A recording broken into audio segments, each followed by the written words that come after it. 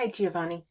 I just thought I would make a quick video and just kind of show you what I'm seeing on this Turnitin report when you look at the AI component. So it's saying 70% of this looks like it was AI generated. And so that is why using AI, something like GPT or other programs like that, are not good methods for correcting, because it doesn't correct, it rewrites, or it just writes originally. And so that's problematic in and of itself, but it also doesn't do it very well. I'm sure it will continue to develop, and there are fantastic uses for AI writing, for ChatGPT, for invention, for coming up with ideas, for getting a rough draft in certain types of writing situations. I'm all for it, but you have to use it strategically, and you cannot use it to replace your own writing, especially in a writing course where we're trying to learn how to write. If we just use AI, then there's no learning taking place. And so if you look here, it flags everything that is that it recognizes as AI. So we have a large check section right at the beginning, right here, everything highlighted in blue. And then towards the end, there's this the whole last half of it is flagged as AI generated. And if you look at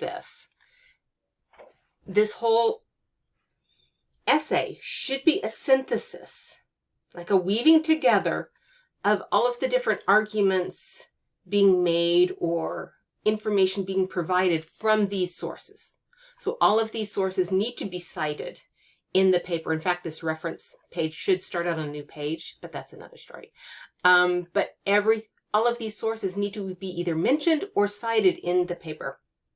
And so if you look up here, that's AI generated. If you look at it, anytime you have information taken from a source, that source needs to be named and attributed. Okay, there's obviously a lot of information here taken from sources, yet no source is mentioned. There's no synthesis happening. Well, there is a synthesis happening, but it's not described. It's not fully shared with the audience. And that's why it's flagged as AI, because what programs like ChatGPT do is they go out there and they just, pick and choose information from different sources, and they synthesize it themselves without naming the sources. And so there's no demonstrated synthesis here. Your reader would not recognize this as synthesis, because they would think that's all coming from your brain, your original thought, because no sources are mentioned. And that's one thing these AI programs do not do, is synthesize. And so when you have a situation, when you have a call for writing that asks for synthesis, okay, an AI program will not do that for you.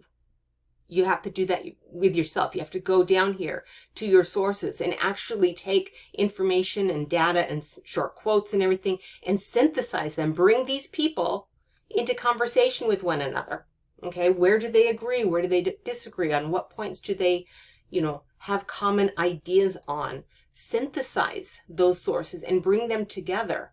Because that's not happening. Now, right here, you've got some quotes and you've got a few things, and even up through here, it looks like some were generated in there. But there's quite a few missing, also quite a few sources that are not mentioned in the essay. So that's the thing that is flagged here.